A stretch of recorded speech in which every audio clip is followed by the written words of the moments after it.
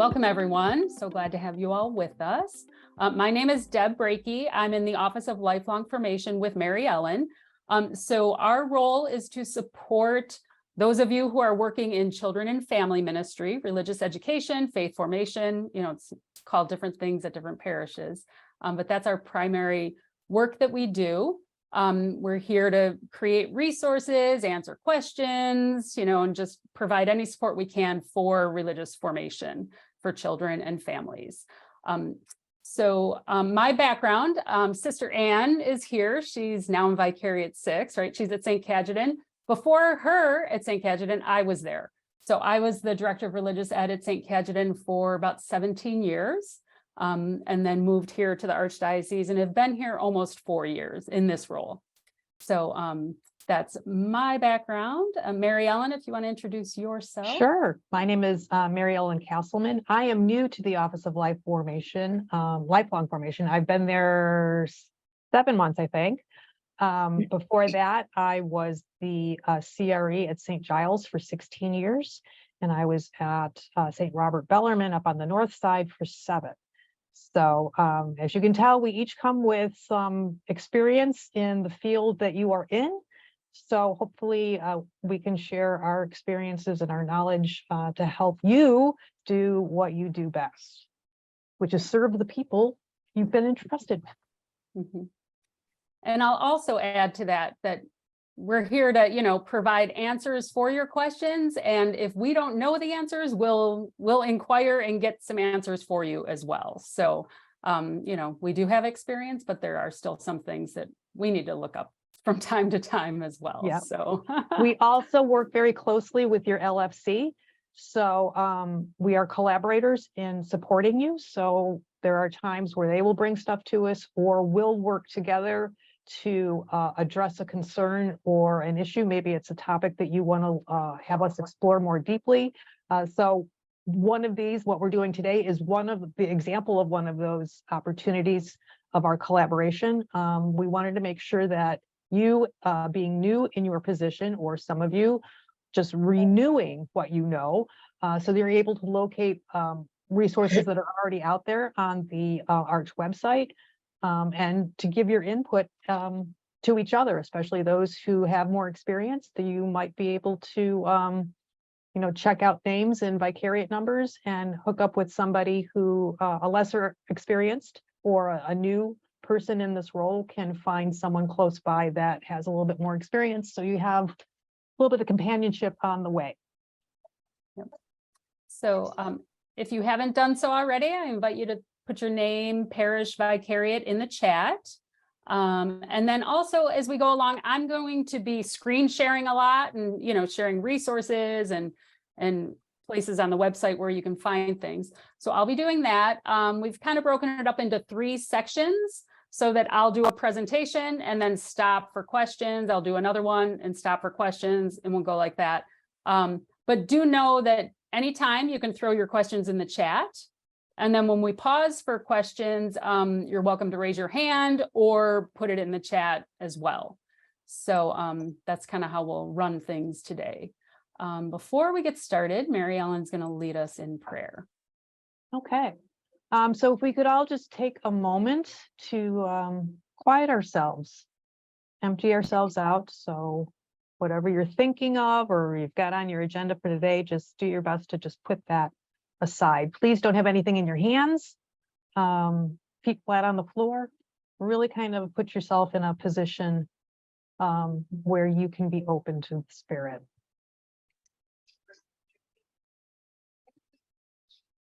So let's take a moment, be mindful that we are in the presence of God, who is our strength in times of weakness, our comfort in times of sorrow, and our companion on this journey of faith. So in the name of the Father, and of the Son, and of the Holy Spirit. Saint Ignatius of Loyola thought that a thick and shapeless tree trunk would never believe that it could become a statue, admired as a miracle of sculpture, and would never submit itself to the chisel of the sculptor, who sees by her genius what she can make of it. I ask for the grace to let myself be shaped by my loving Creator. Dear Lord, help me to remember that you gave me life. Teach me to slow down, to be still and enjoy the pleasures created for me, to be aware of the beauty that surrounds me, the marble of mountains, the calmness of lakes, the fragility of a flower petal. I need to remember that all of those things come from you. In this expectant state of mind, let us ask the Holy Spirit's guidance as we enter into this new season of faith formation. May we be open to where the Spirit leads, trusting the presence of our Lord and Savior is with us along the way. Creator God, this we ask through your Son and with the Holy Spirit. Amen. In the name of the Father, and of the Son, and of the Holy Spirit. All right, so as I mentioned, I'm going to be screen sharing quite a bit. And I'll try to go slow, so I'm not giving you whiplash as I'm going back and forth between things. So hopefully it'll work out fine. So what you should be seeing now is a Parish Catechetical Leader Getting Started guide. This is a guide we made maybe about 1.5 to 2 years ago, just to kind of give you the very basic minimum information that would be helpful for like kind of getting started with catechetical ministry, whether you're starting a new program or just, coming into a program that's already existing. This has some information as far as details related to that. So I'm going to start on page 5 and we'll start there. And then after we do that, I'll come back up towards the top and share the information there. And I'll show you where this can be found and we'll share it, in the chat and things like that as well. Okay. So everything that we show you today, we're also going to follow up with an email to give you links and, the documents themselves so that you'll have that information too. So don't feel like you have to be kind of scrambling to find things right now. Okay. So kind of the first thing to start with is being aware of the Archdiocese policies and procedures. Okay, so we have policy and procedure books that are applicable for the entire Archdiocese. In this document that I'm showing you, anything in bold blue text is a hyperlink. So if you were to just click on it normally, it's going to go directly to that and take you out of this document. But if you right click on it, then you can open it in a new tab and then, access that information in the new tab and then come back to the document, just so you're aware of that. Okay. So I right clicked on that link and this takes you to the policy and procedure page of the Archdiocese. If you're not familiar, you can see that there are 5 books in the policies that we have, related to different aspects of parish life. The one that mainly relates to catechesis, faith formation, is book 3. Okay. So down here, you could click on the PDF, you could click on the index, you could look up different topics related to religious education. Book 4 is about the sacraments, so you could find additional information there. So this is just kind of a good go-to if you need to know, like, what's the main policy of the Archdiocese? This is where you'll find that. Okay. So we've just kind of outlined a little summary of that here. We've directly linked to book 3 for you because that's the main one, as I said, you would go to for religious education. Okay. So it's just important to become aware of those and just know where you can find them also. Part 2 of this, outlined in the policies, but also in the directory, is that the pastor or your parish priest is the first catechist in the parish community. Okay, so any formation programming that you're going to be doing, consultation needs to be with the pastor. Okay, especially with sacramental readiness, it's at the discretion of the pastor. So when issues around sacraments and readiness come up, that's where the discussion with the pastor takes place too. So we've hyperlinked to the directory for catechesis there as well. Okay. Third, another main thing to be aware of is the Safe Environment Office, if you're not already. So we've hyperlinked to that. This is where you'll find information on training for adult volunteer catechists. So there's training information there for them. And then also you'll see here on the left is child and youth training. So if you were to click on that, you can see there are a listing of the different approved curriculum for child training.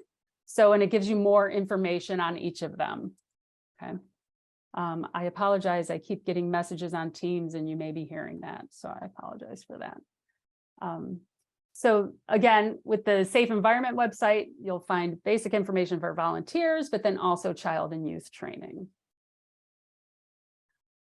During the pandemic, we shared out virtual safe environment guidelines. So if you are doing virtual programming in any manner with kids, this link would take you to those guidelines.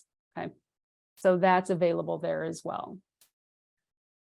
Another policy in the Archdiocese is around the Sacrament of Confirmation.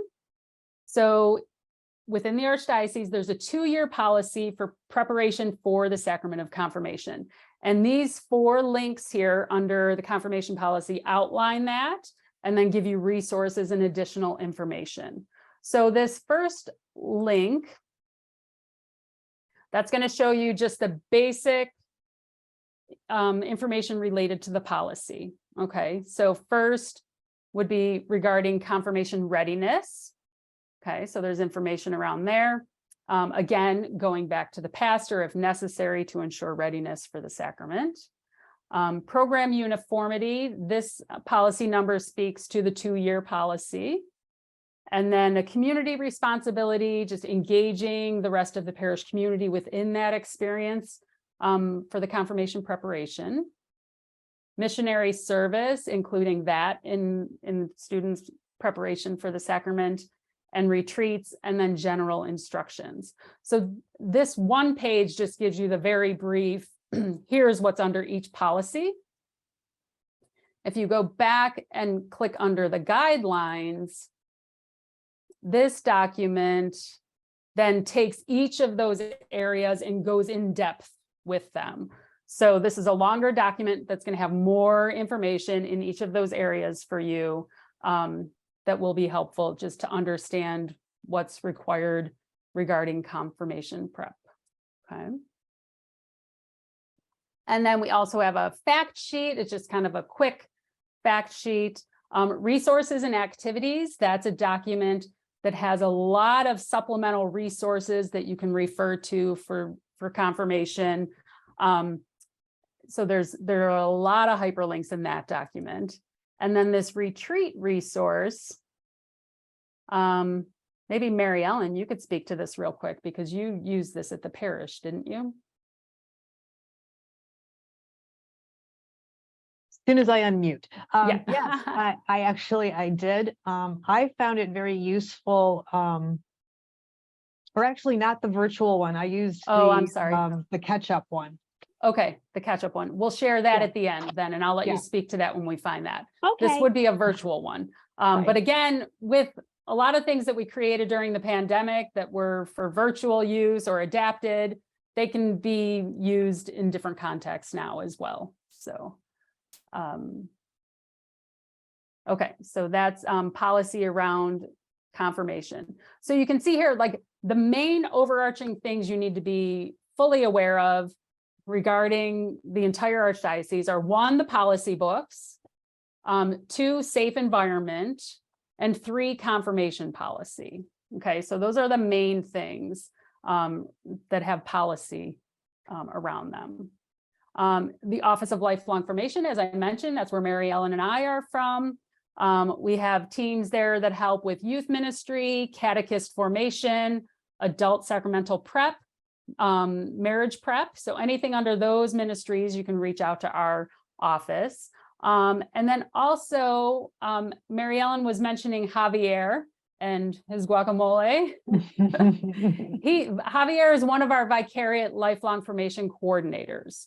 So 4 of our 6 Vicariates currently have a Lifelong Formation coordinator, so you may know them already. If you don't, this click here, that gets you to their information, so you could reach out if you're not already in touch with your Vicariate Lifelong Formation coordinator. Okay. In bold here, I have our contact information so that if there's anything that comes up regarding religious ed programming, you can reach out to either of us, okay? And then we do share a monthly newsletter. So if you're not already subscribed for that, we have in this document a subscribe here link. In that newsletter, we share any updates and announcements related to either policy or, programming in general, if there's any updates to that. We also share upcoming events and opportunities, whether they're for children's programming or for your catechist, for yourself. So we share events and opportunities, and then resources for specific ministries. So for children's ministry, we might share some, liturgical resources that might be coming up. Adult resources for adult formation ministry. And then we've been trying to share also some kind of highlights from the field, from other parish leaders to, just so you can get to know your coworkers in the field as well. And so just that's, I'm sorry, just to add on to that, this is in conjunction with whatever your LFC may be presenting to you. As I said earlier, we do our best to collaborate with one another. We don't want to inundate you with stuff, but we want you to make sure you're aware of the options that are out there that might work better for you than maybe something else. Thanks, Deb. Yep, very good. A few other things that we have in this section, contact information for human resources. So if that's, if you needed information on the handbook for Archdiocese employees, their phone number is here. So that's just one place, we're trying to put everything in one place so you have one resource guide to go to. So that's for human resources. And then also during the pandemic, we created this YouTube video with our IT team that shared information on how you can get an Archdiocese email if you don't already have one. So you can either get one or request one. And then they also go through some of the Microsoft tools that come along with an Archdiocese email account. Okay, so you could either call the Archdiocese IT team directly or email them, or you could watch this YouTube video for more information related to that. So this is just kind of the quick, main things to know. So I think we'll pause here and see what questions you might have around that. And then I'll try to throw some things in the chat, and then we'll go back to the top of this document for more discussion around other pieces. All right, so let's see if I can stop screen sharing. There we go. All right, so did we have any questions in the chat? I'm answering one right now. Okay. But it's specific to one person. So, okay. Okay, that's fine. There's a question about, will the Vicariate 1 LFC Marta be replaced? I believe that there's an opening posted for that position, but in the meantime, you can definitely reach out to us. So, yeah, we collaborate with the LFCs, so you can talk to either them or us. And if it's specific to children and family formation, a lot of times, if a question goes to the LFC, they might come to us also. So you could do either or both. No questions. This Any is other good. questions? I mean, Is it that, or you're all just trying to absorb everything? Let's see. I'm going to try to put in the latest newsletter link. Okay. From the most recent. We'll see if that works. It should. Okay, so that's our August newsletter. So if you haven't gotten that already, you can see the content that was in that. And then at the end of that, there is a subscribe button for that as well. Let's see, is there anything else you want me to put in the link or in the chat as far as links from what we covered quickly? We have a question for those of you in Vicariate 2. Brian is back from family leave. He's just trying to dig out if you can understand that. So he's trying to dig out and move forward all at the same time. So he is back, doing his best to get back up to speed. looking back at the info that I was walking through and talking about confirmation, I did want to point out regarding First Communion and First Reconciliation. So we have had questions in the past, is there a 2-year policy? Is there not a 2-year policy? For First Communion, First Reconciliation, there is not a 2-year policy, required.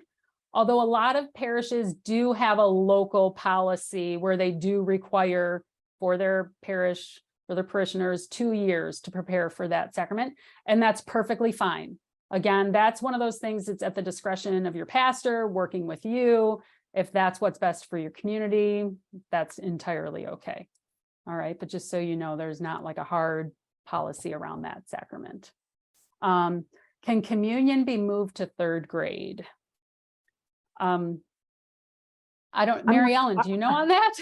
I am not positive on that. I have been asking that question a lot. I know there's been, when we were under the leadership of Cardinal George, that was something he very much felt strongly about. I don't think it's necessarily communion that is movable to 3rd grade. I think it is the sacrament of reconciliation. But again, that's something you need to discuss with your pastor and to determine what is the best policy or format for those in your community. Why is Spirit Day not listed on the confirmation retreat resource under the confirmation guideline links? It is still available. As many of you who have collaborated with Emily McDonald in the past, Emily has stepped down from her role. She's moving into a new position of being a new mom, and she and her family are actually moving to the East Coast. So we are seeking another person to fill that role. For the time, there's a plug. Yeah, there's a plug. For the time being, Deb and I are the people who are kind of fielding things. So we do have we have all the information about Spirit Day. I think the only thing that I can tell you for sure is that if you have done have had Spirit Day in your community in the past, and you've had people from our office come in and facilitate it for you, that is the one thing that we are not going to be able to offer this year. The guidelines for facilitators have been updated and will be available to anyone who is going to be using that retreat experience this year. Right. So Spirit Day is an option and the materials will be provided to you. So we're still working that out. Does that answer well, Rachel? Okay, great. Thanks. Okay. Any other questions on that piece? Otherwise, we'll go towards some other things in the document. If a question does pop up, after we're gone, please don't hesitate to email us. We're happy to assist you in whatever way we can. And as Deb said, if we don't know the answer, we will find it for you. Right. Okay. So looking back at the same document that we have, we're going back to the beginning. You can see number 1 is become familiar with the policies and procedures. So that's why I hopped down to that section of the document and started there. So now that we've kind of reviewed that, just some things to keep in mind for your program getting started. For a lot of you, this is already familiar and you've already been doing this, but there might be a little something in here that could spark some ideas. So overview, first developing some specific objectives or strategies for your program. We've hyperlinked here to Unit 2 of the Leader's Guide for the directory, just to help you kind of reflect on your ministry and maybe the goals you might have. So if we look at that, this is from the United States Conference of Catholic Bishops. There it is. Okay. So chapter 2 of this guide is on revelation and its transmission, but then also on the identity of catechesis. So if we scroll down here, you'll see it pulls quotes from the directory related to catechesis. So there's a number of different quotes here, and then things to learn from those quotes. But then I wanted to point out also There are discussion questions, which you could view as reflection questions. So these are just some things, that might help you ground your ministry in the directory for catechesis. So we thought that that could be helpful as well.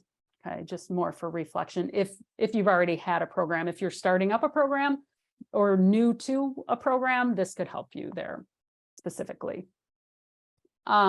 B, we recommend that you assess the needs and gifts of your families. So that might be with surveys, interviews, listening sessions. Again, many of you might already be doing these things, but it's important to know where your families are at. So we recommend that early on. Select a model for catechesis if you're starting up or if you're considering changing, what is that going to look like? And then be clear on your objectives and strategies for the year. And then be sure to, look back after the year and evaluate. So that's just some basic programming, assessment and setting up some guidance on that. As far as your program budget, it's best to discuss that with your parish business manager and the pastor. Like what's the local procedure for creating the budget for your program? Parish programs are so different across the archdiocese. So really, we recommend that you go to your business manager and pastor, find out what their policy is or procedure for the budgeting is. And if you need more support on that, you could reach out to us. You could reach out to your lifelong formation coordinators, for more information there. With curriculum selection, we want to make sure everybody's aware that your main religion curriculum for K through 8 needs to be on the conformity listing of the USCCB. So this was the hyperlink that it brings you to. So on this page, they update the review list. I'd say maybe every 6 to 12 months, there's a new list there. So if we click on this, you'll see, I'm just going to scroll down here. Okay, so for elementary, school, and parish, they list all of the curriculum that have been approved by the USCCB for religion. So it's a very comprehensive list. You can refer to that for any of your main religion curriculum, must be on that. For sacramental curriculum, First Reconciliation, First Communion, confirmation, we recommend that it's on that list, but it doesn't necessarily have to be. Of course, if it's on the list, you're sure that it's in alignment with what the church teaches. So that's why we highly recommend that. The child safety curriculum, that link takes you to where I showed you earlier with the Safe Environment Office. So you can choose a curriculum for child safety from that list. And then also you might want to consider any supplemental curriculum aside from sacraments and child safety, whether it's theology of the body, Bible studies, anything for parent formation. So just take that into consideration as well. What other supplemental curricula you might want to use. Here with the Archdiocese Chicago Religion Curriculum Standards. So I'm going to click on that real quick. You can see that takes you to the Lifelong Formation website. Okay. There's a lot of information here that I'll go through a little later. But for the religion curriculum standards, just so you're aware, the Office of Catholic Schools released new standards. Oh, it's almost 2 years ago now. So they released new standards for religion. We've created some resources here for working with these standards in parish formation programs. If you're interested, it's required for Catholic schools to follow these. It is not required for religious education programs to follow them. If you're using one of those textbooks from the USCCB listing, it's already going to follow these standards. They're all in alignment already. The reason why we say it's not required with parish formation programs is because, as you know, the majority of your catechists are parents, volunteers. They're not trained teachers. So for them, curriculum standards might be a little daunting and overwhelming. I will say that the Catholic school standards are much more user-friendly than they had been in the past. But again, it's not required. With this, what I would point you to specifically is the Religion Curriculum Standards Review and Reflection Worksheet. Now, this resource, let me pull it up here. it offers some areas for reflection, which would be helpful for you to do with your catechist, even if you're not focusing on the standards. So this first reflection is about catechesis and evangelization. So it gives you a little bit of information from the directory for catechesis related to religion, catechesis and evangelization. So it gives you the information there, and then gives you some questions for reflection, some discussion questions. This would be helpful in a catechist meeting that you might have, maybe a mid-year or an end of the year meeting. This could, offer some areas for conversation. And then you can see there are other reflections based on information that are in the standards as well. But I would say this first section might be the most helpful, and it's perfectly fine if you just pull out that one piece and use that, and that's it. So that's information related to religion curriculum standards. Let's see. Okay, so the next part for program calendaring. It's up to you the day of the week and the number of classes you're going to have with your pastor's, input on that. Again, the number of classes and total hours is going to vary depending on your program model. As I said, programs are so different and, just structured differently throughout the Archdiocese. So it really will depend on the program model you have, the numbers of hours that you'll have for religious instruction. Typically, we can say that 45 hours is the average throughout the Archdiocese. So that would be like 30 hour-and-a-half classes. It's going to look different if you have a family faith formation program, so just to kind of have a gauge in mind, 45 hours is great. If you're a little less than that, that's understandable, and it's fine. So that's kind of where we're at with program calendaring currently, specifically to the hours. Let's see. And then from there, you'll also decide additional elements, whether you're doing parent engagement service projects, masses, events, family events. Those are also things that you would calendar in. And then creating lesson schedules. There's just a little information about that as well. I also want to highlight here, we have information about parent engagement and formation.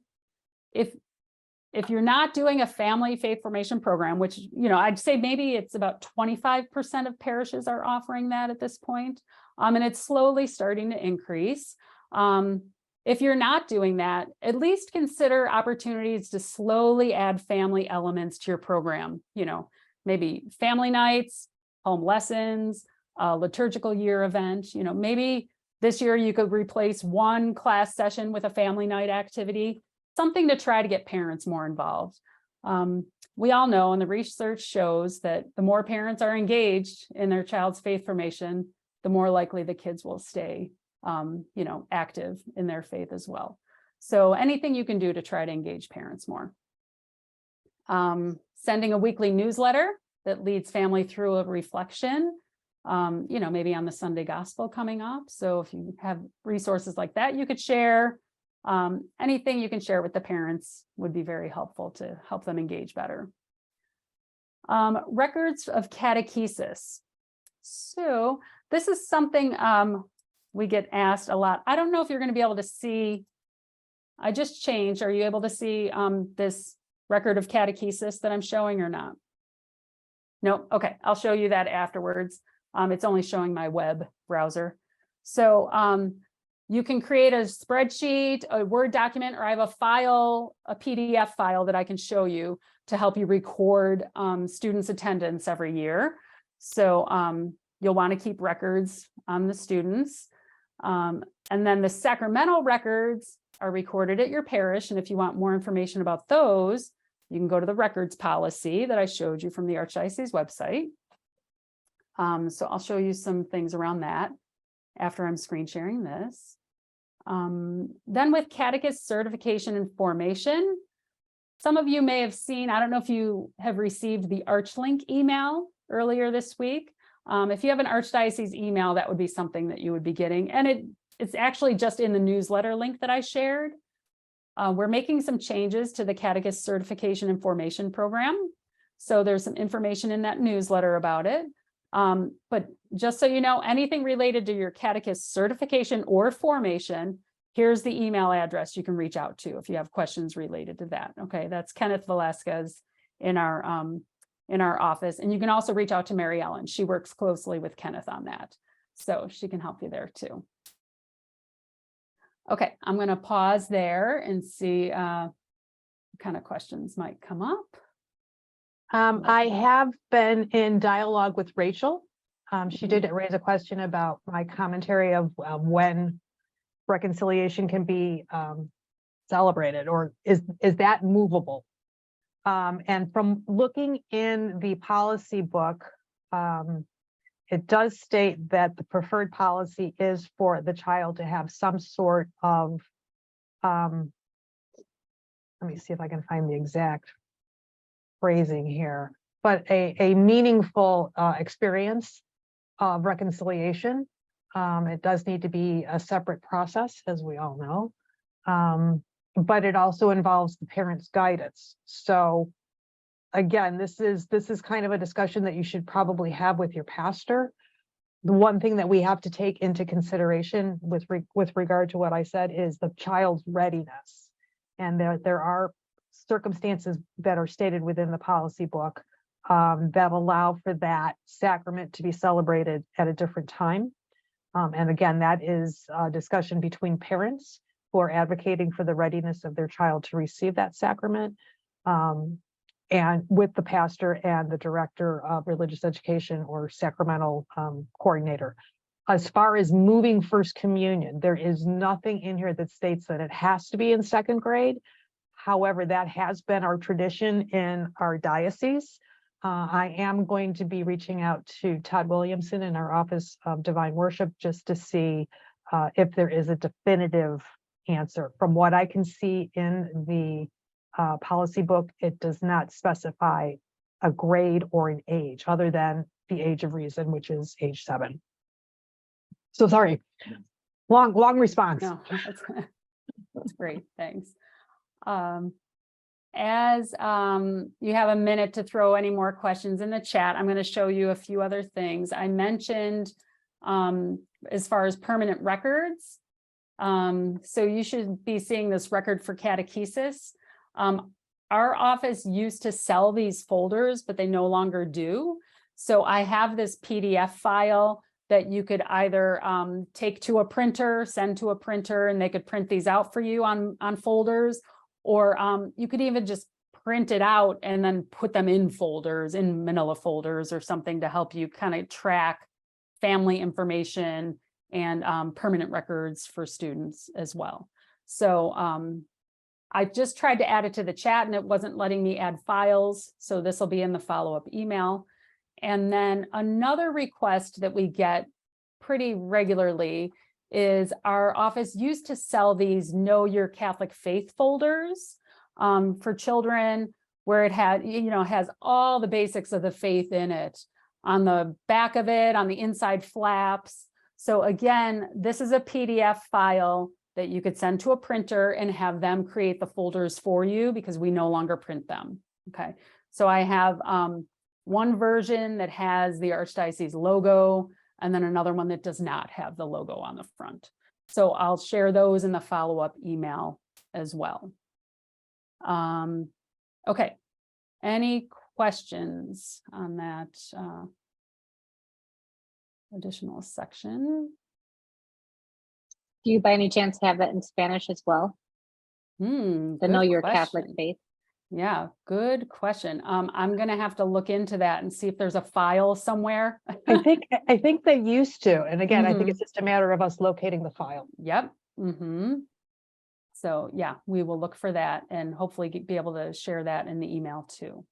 And Brenna, I'm not sure if it's bilingual. I'm not sure if it's just going to be English, only English and only Spanish. It's kind of hard. Let us dig around and figure out what we can find. Okay. Also in the folder, besides, like, what would be some things that you keep in the folder besides a copy of their certificate? If you're listing what classes they've taken, or what other things might be important to keep a record of? From my experience, if any of you have a data system that you use within your parish, like I know Parish Data Systems was the one that we had in my one parish, it gives you all of the templates digitally to fill out.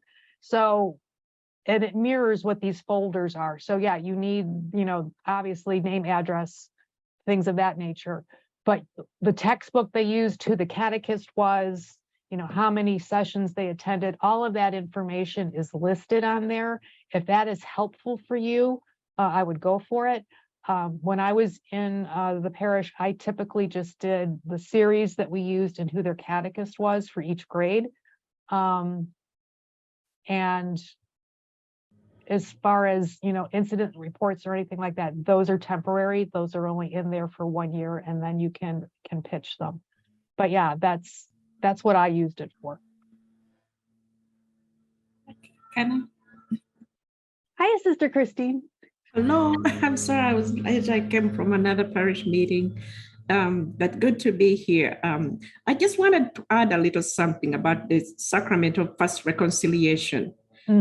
When we are trained as sisters, nuns, to teach children the faith, they taught us that it is very, very important that the children receive the sacrament of first reconciliation, because we have to teach them to stay in the state of grace before they receive their first communion, even if they are young and everything else. But it's so important. That's the first thing you do, because before you receive first communion, you have to tell them and teach them how to stay in that state of grace, what it means and how important it is to do that before you receive your first Holy Communion, so that as they go on, they already know what to do to prepare themselves to receive the sacrament. So I think when I was listening to what was being said, of course it can vary, and I think it goes with the policies that we have. But the main reason was that we teach the children that before, and that's what we explain to our parents. I always tell them that they receive 2 sacraments with the price of 1. So because they also have the questions, why do they have to do that? But that was the explanation for it. But of course it can be changed and everything, but that was the main reason. And also for receiving the first Holy Communion in the 2nd grade, of course it's the age of reasoning. They have to be able to understand some of who Jesus is and what they are receiving, because that's the age when they will start understanding the abstract things that are not tangible, and we want them to get done. So I think that's what, but of course it can be changed either way. Correct. Thank you. Yeah. Thank you. And again, I may have misspoke, but the thing that is definite in the policy book, and it's number 306.1, that formal instruction should begin in 1st grade and continue throughout the child's school year. So, and yes, that their sacrament of penance should be celebrated communally, and that they understand what it is that they're doing. So age of reason, as we know, is age 7. But the caveat is, if the parents feel their child is not ready, that's a discussion to have with your DRE and your pastor about what would be best for this individual child. And again, I did send out a message to Todd. I'll let you know what I find out. Hi, I have a few comments as far as the individual permanent record. I love it. I've been using it for years, and I was bummed maybe about like 4 or 5 years ago when the arch, but then, they were able to send me the PDF, and, in fact, I've got some that my printer now is making copies of. So, and yes, it is an extra expense, but for me, it's worked out really well. And I do make copies of their sacramental certificates that I do keep in that file. So then I know for sure, that they received that sacrament in case we forgot to write something down. And then when the child is done with the program, that's, extra copies of their certificates are in that file. So that's worked out really well. Then I have another question. For years, I've been using like a really old medical form. And I don't know, I kind of feel funny asking for like their insurance information on that phone form. So I don't know, Mary Ellen, if you remember that one, you know, I mean, we're talking from years ago. So I don't know. I mean, on our registration form, we do ask if the child does have any certain medical needs, you know, but I've often felt kind of uncomfortable asking for their, yeah, for their medical, like their insurance information on that form. So I just wondered, is there something else available? Like in case of an emergency, you know, if we need to contact a doctor, thankfully that has not happened, but you know, the child is sick, you know, it's just calling the parent. It's nothing more serious than that, but. Mhm. Mary Ellen, do you have experience with that form? I mean, we mentioned it was an older one. I know, you know, on my forms, I just asked the basic, you know, contact information for emergencies, but not, I Right, didn't ask no. for medical insurance. And again, some of you who have been around as long as I have or longer, know that at one point we had that really huge binder, The Art of Catechetical Leadership. That's where that form is from. Right. And it just so happens that Deb and I have been working on updating that. So that's a question I'm not definite on the response to. Just as a parent, I know that whenever I have tried to contact my child's doctor about anything, since all of my kids are older now, but especially when they were in college, they wanted that information as before they would let me do anything else. And I think many of you have experienced that yourself when you're trying to, you know, set up appointments for your doctors. They want that insurance information as a backup. So I am not sure. I totally agree with you, Ruth Ann. So let's let Deb and I do some digging and find out if that is actually something that is required. Okay, great. Okay, thanks. Sure.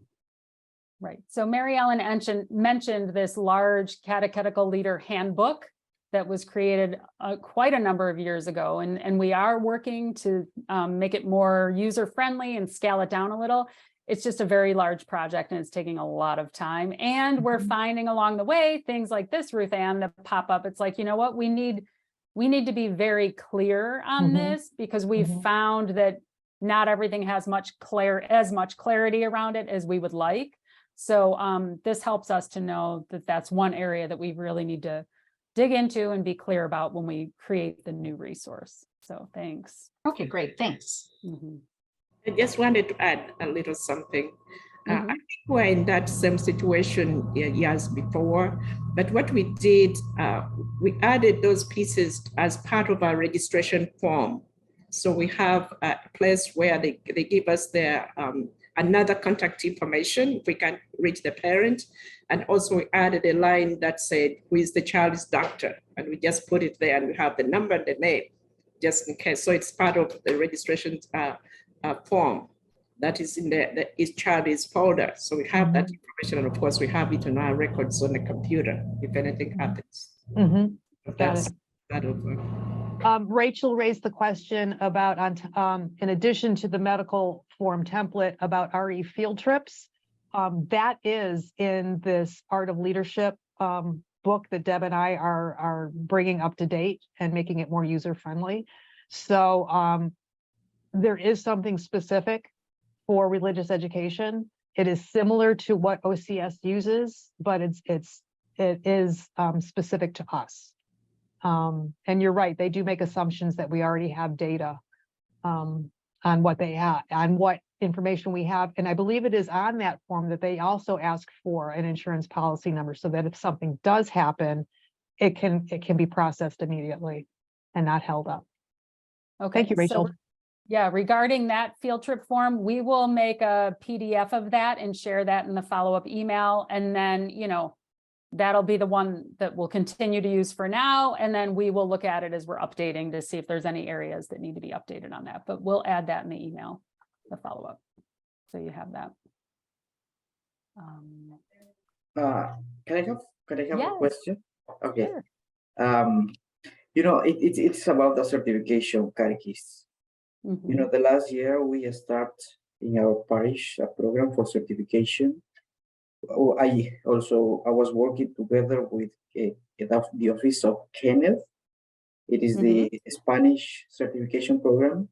Mhm. But lately, he mentioned to me that that program is not anymore going on or something but I want to make sure how we're going to proceed, because the group of people, because we have a large group of catechists also preparing for that. We already did the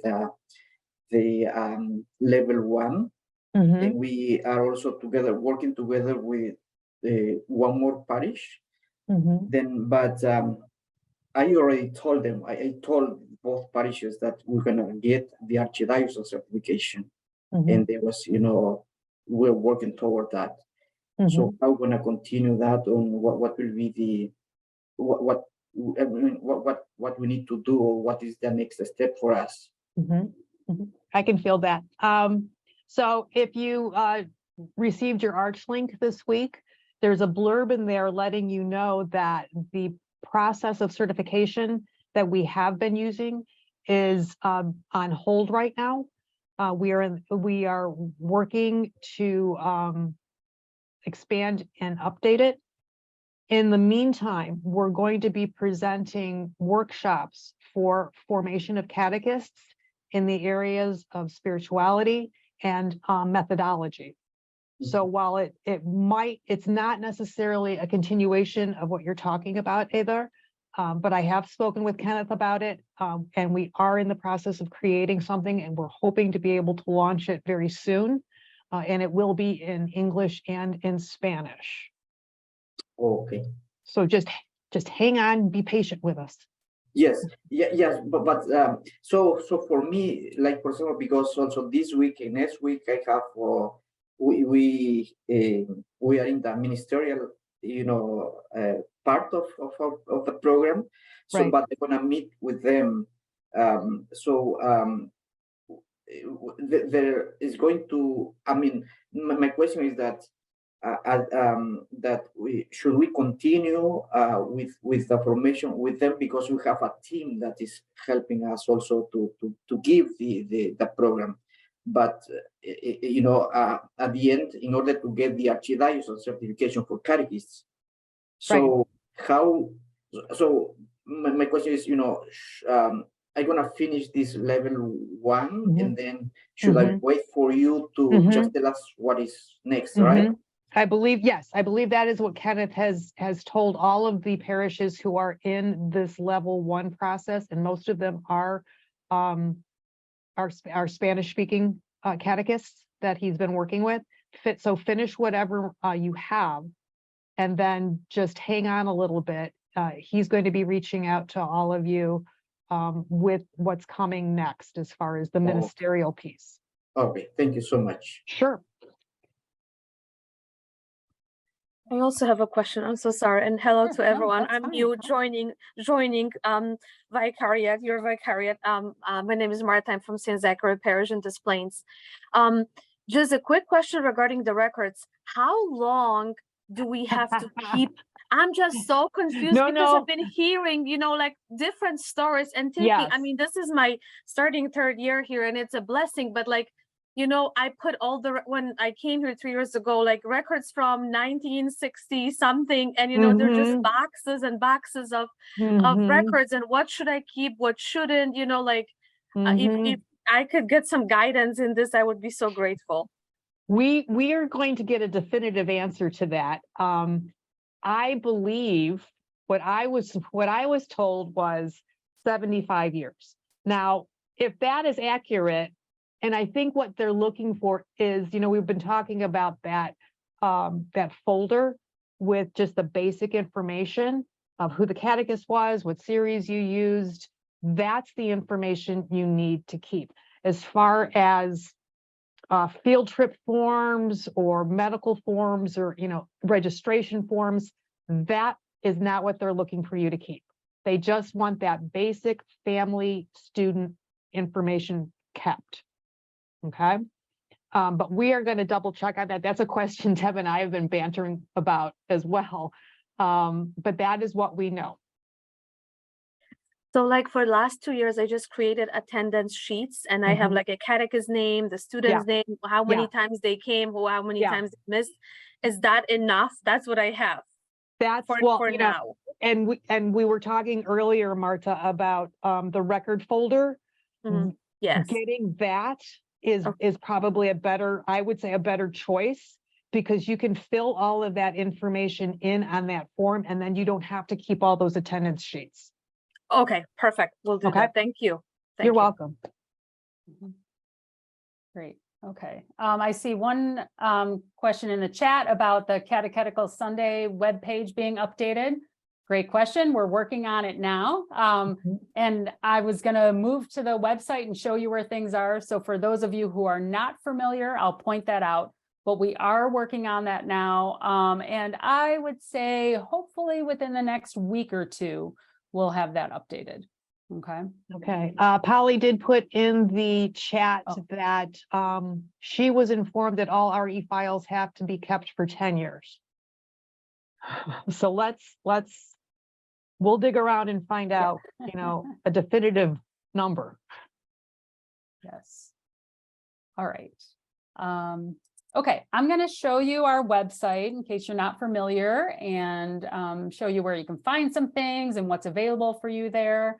Okay, so maybe I don't know if I can add to the chat while I'm screen sharing. I don't think so. So I'll add that when I'm done. So you have it. Okay, so lifelong formation, we're in the Department of Parish Vitality and Mission. The main areas for your ministry would be under sacramental formation. You can see here on the left, that's where I'm at now. And then I'll walk through children's formation, and then a few other areas of our website. Okay, so under sacramental formation, we have just general information for baptism, and then general information for first reconciliation as well. The dropdown for First Eucharist includes a retreat resource. So within that leader's guide, there are a lot of hyperlinks for First Eucharist, retreat activities and videos and things like that. So you can feel free to turn to that and cut and paste whatever pieces you might want to use, just in general for First Eucharist prep. So that's available there.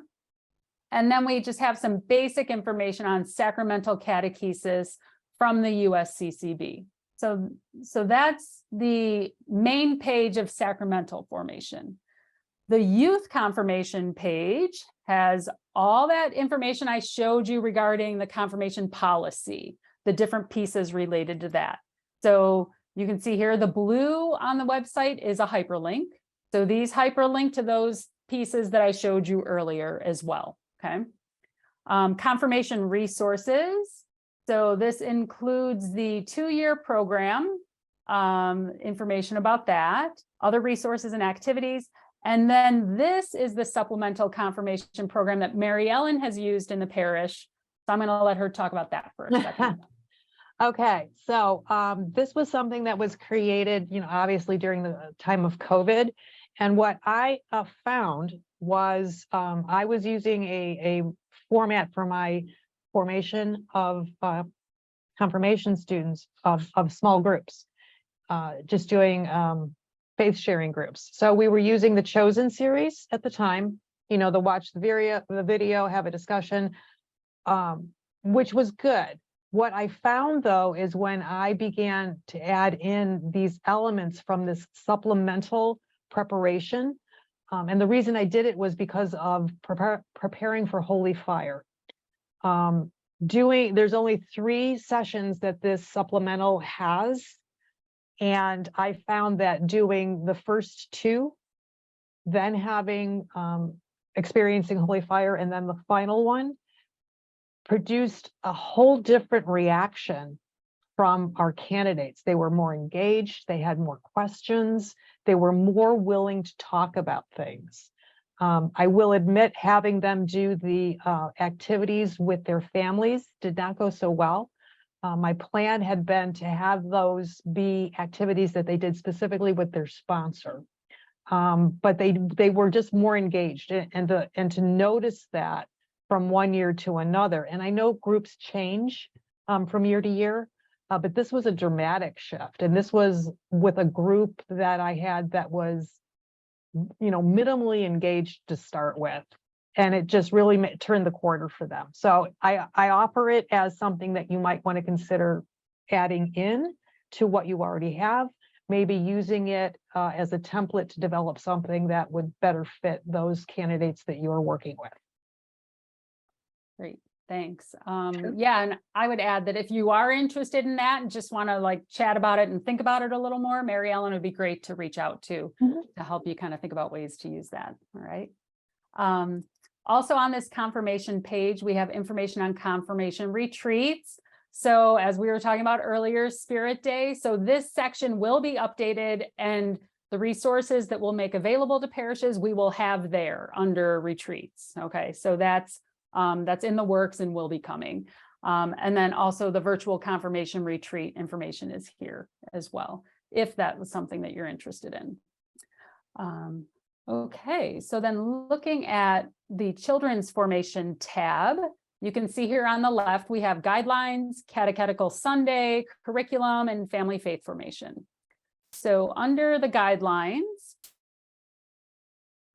virtual engagement, communication, and safe environment. I mentioned this as I went through the main document. That's the virtual safety guidelines that we offered during the pandemic. So that's on this page as well.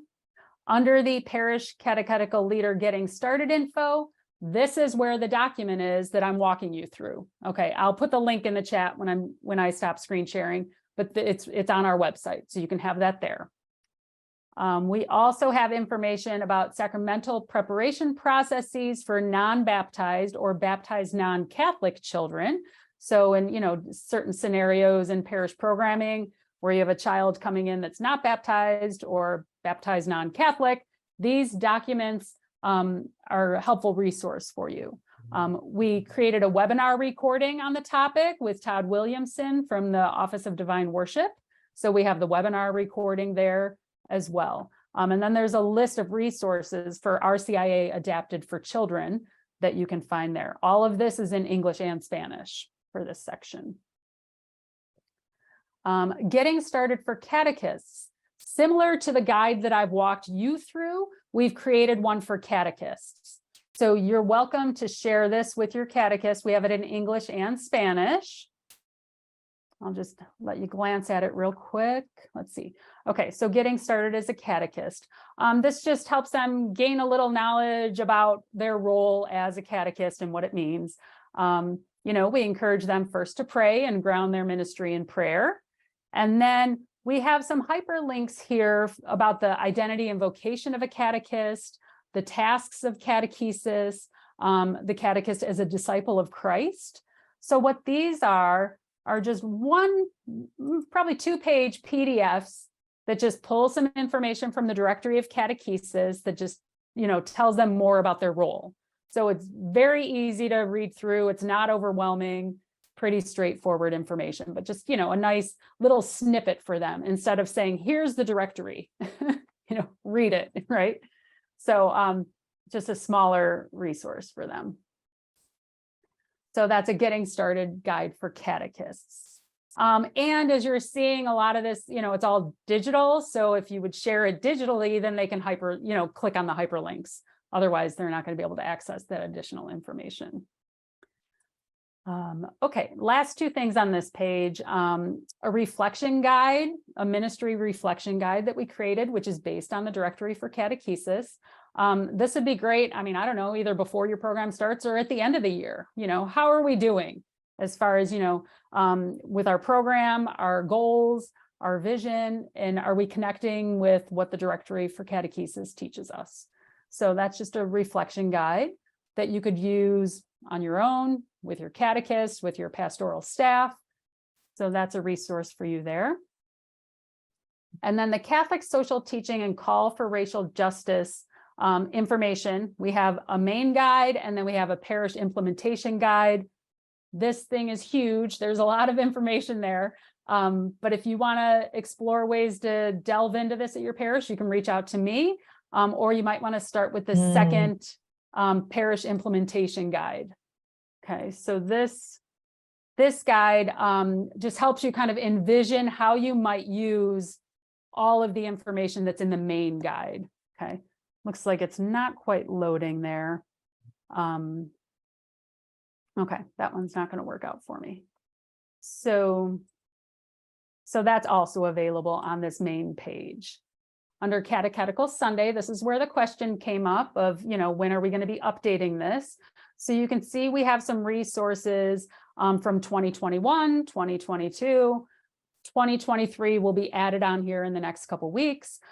We've created a Holy Hour booklet for your catechists in multiple formats. You could either print it out for them or they could scroll through it on a phone just for prayer and reflection. So the one for this year will be based on the Catechetical Sunday theme of come to me, all who labor and are burdened, and I will give you rest. So that's what this year's will be about, just to help encourage reflection on coming to Jesus as our source of rest and refreshment and support. So that'll be this year's. And then we're going to try to add a few more general resources on this page as well. Okay. Under the curriculum tab, we have information, the standard religion textbooks. This takes you to the USCCB conformity list. It also hyperlinks to the curriculum standards, which is the tab below that I showed you earlier. Safe environment curriculum that we've pointed to a few times. First grade catch-up recommendation programs. As I mentioned, second grade or prep for First Communion, First Reconciliation does not have to be a 2-year program. But sometimes kids will come in late, they might miss first grade, and you want to make sure they have first grade content before they jump into second grade and then have their 2 years of prep. So this is a guide just to help you kind of envision ways that you might help children catch up with what they might have lost by not attending first year. So you can use that as you will. There's a few different options within there that you could, kind of select from based on the needs of your parish community. A First Eucharist Retreat Leaders Guide, I pointed to that earlier. We created a listing of multiple resources for respecting human life after the overturning of Roe v. Wade.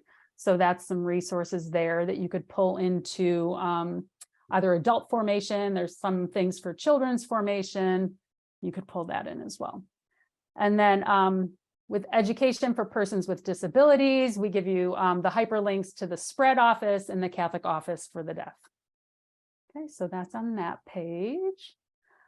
And then a couple quick ones.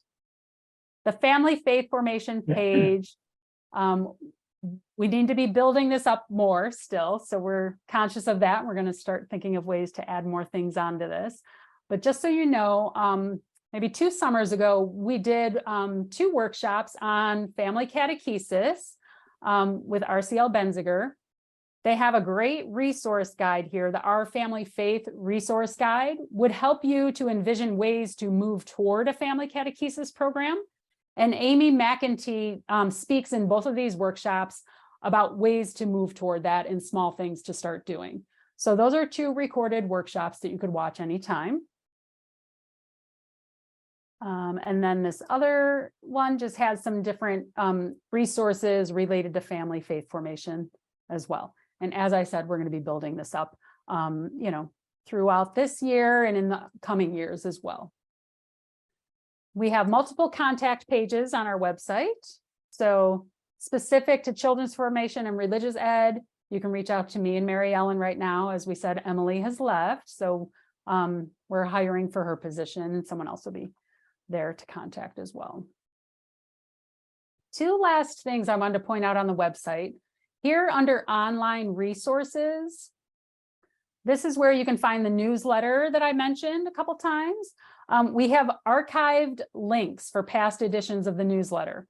So, we know things get lost in email, or you might be like, oh, I saw this one time, where was it?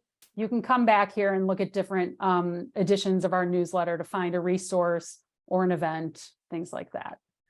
And then also we have a YouTube channel which has different webinars or just recordings that we've made over the years. We've organized them into playlists. So if you're looking for something for children or family formation, you can click on that. It will take you to that playlist. You can see what's available under that topic. So we have a number of different, playlists available on the YouTube channel as well.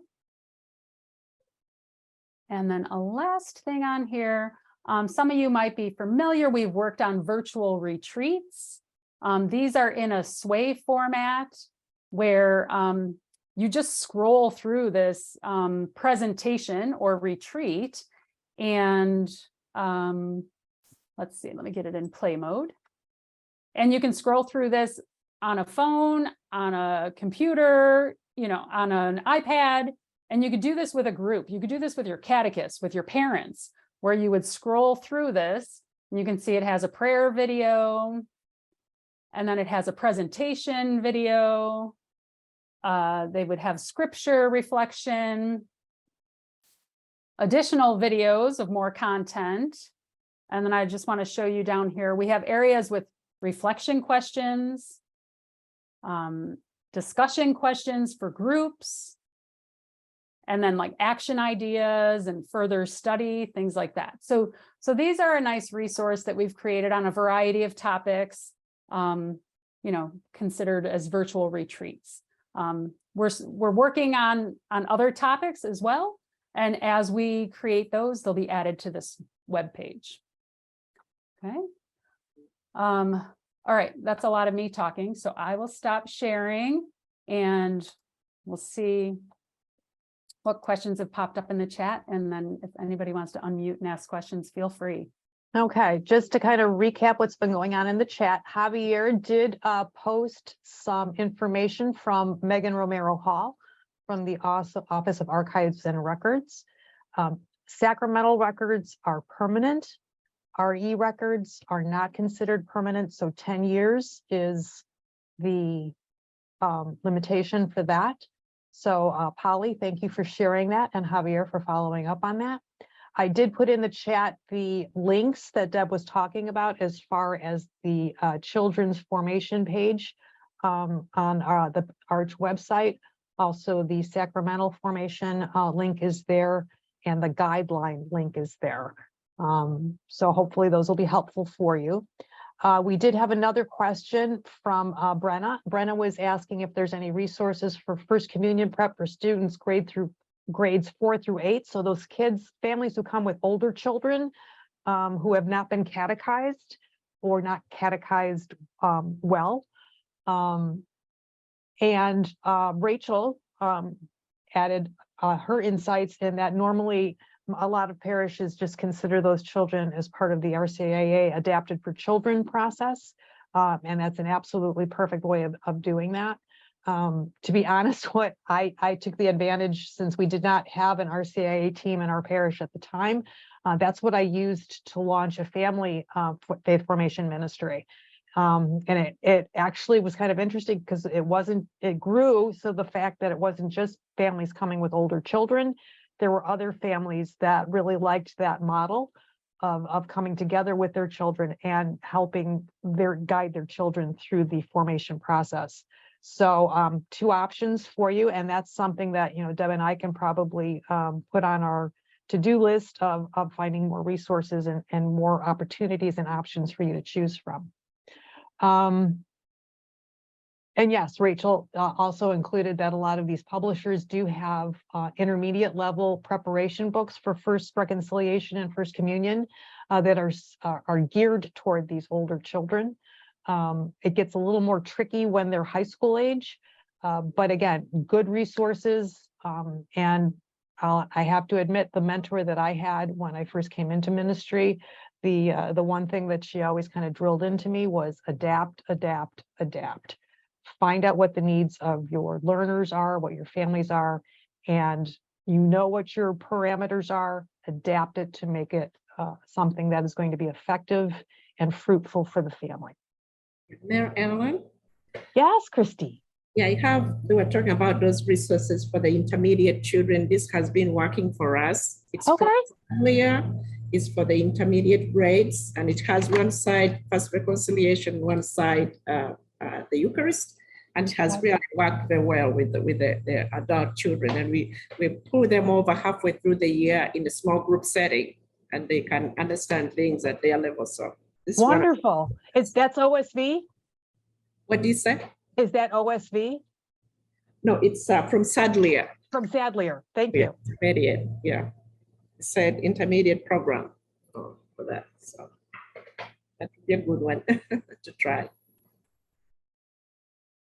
I will point back to when I was showing on the website under sacramental formation, when we had, let me see where I put this. No, see, that's one of the problems. I have to keep like hunting around on the website to find things. Okay, under the guidelines, the sacramental preparation processes for students that I was walking through, there's a resource list for RCIA adapted for children.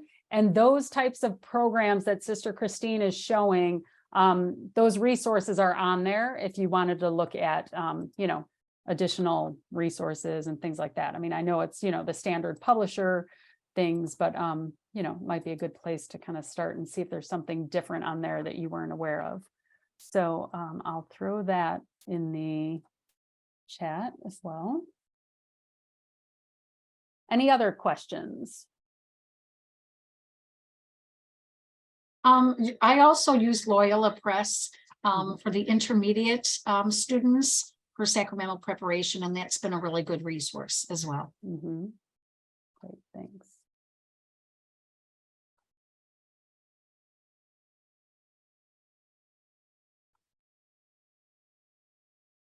Okay. As you're thinking of other questions to ask us, I'll screen share this flyer. Hopefully you've seen it. I will add it to the follow-up email as well.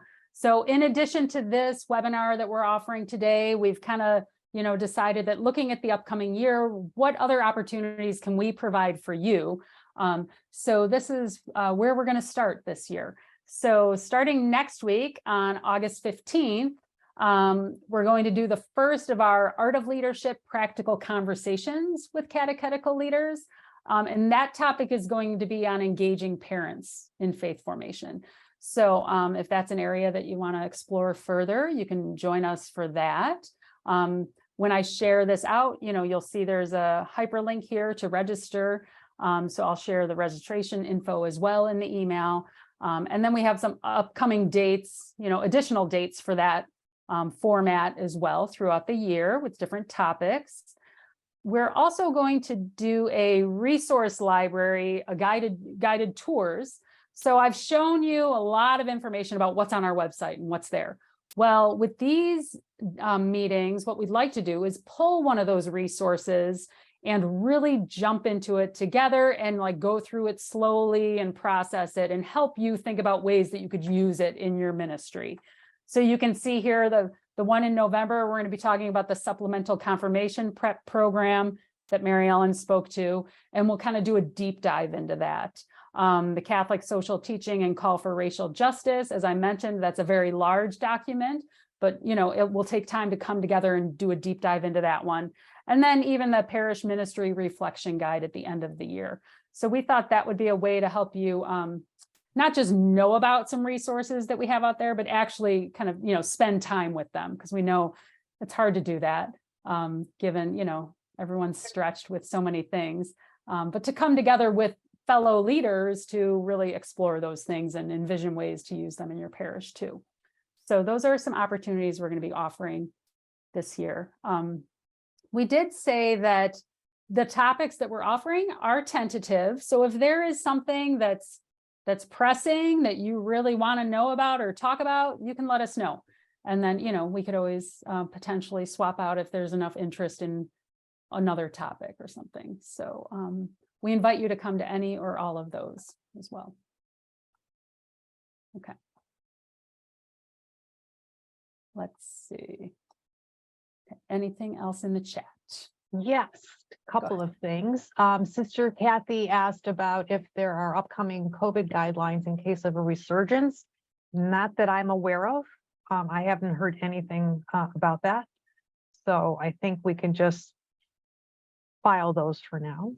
Yeah, Um, we've not heard anything about that. The other was if someone is not available to join the meetings you were just talking about, will they be recorded for viewing later? I believe that's Right. something we said we were going to do, and obviously post on that page on the website where the YouTube channel is. Right, right. So with this type of meeting, you know, it's easy to record. We're just kind of, you know, giving a presentation, answering some questions along the way.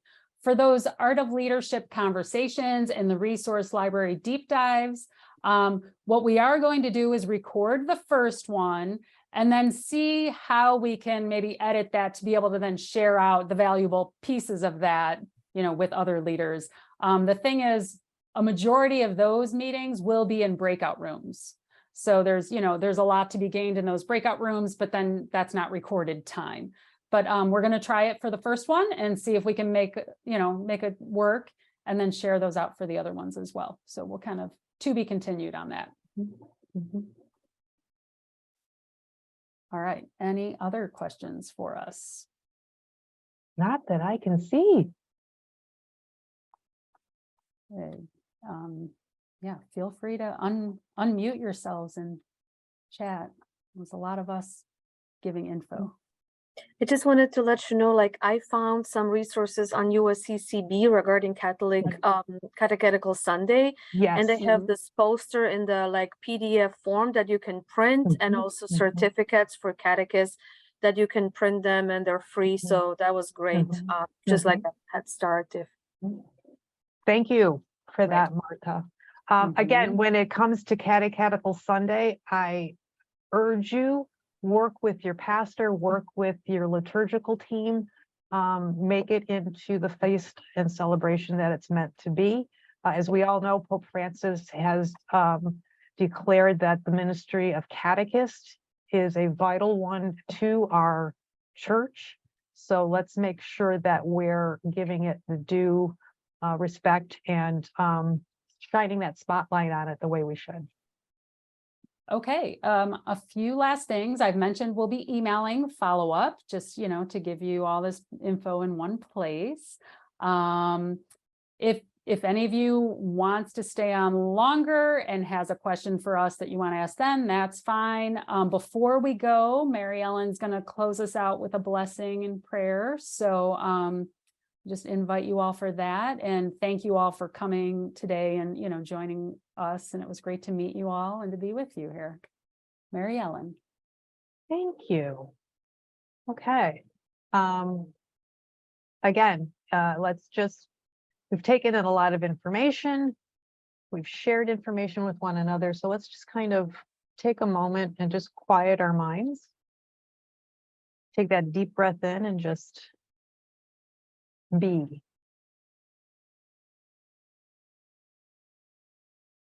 Let us begin in the name of the Father, and of the Son, and of the Holy Spirit. As today is the feast of Teresa Benedicta of the Cross, otherwise as we know her as Edith Stein, let us end with her words as we enter into this new formation season. Oh my God, fill my soul with holy joy, courage, and strength to serve you. Enkindle your love in me, and then walk with me along this next stretch of road before me. I do not see very far ahead, but when I arrive where the horizon now closes down, a new prospect will open before me, and I shall meet it with peace. Amen. Blessings on your year ahead. We wish you all the best. We're here to help you. Let us know whenever you need us. Have a great afternoon, everybody.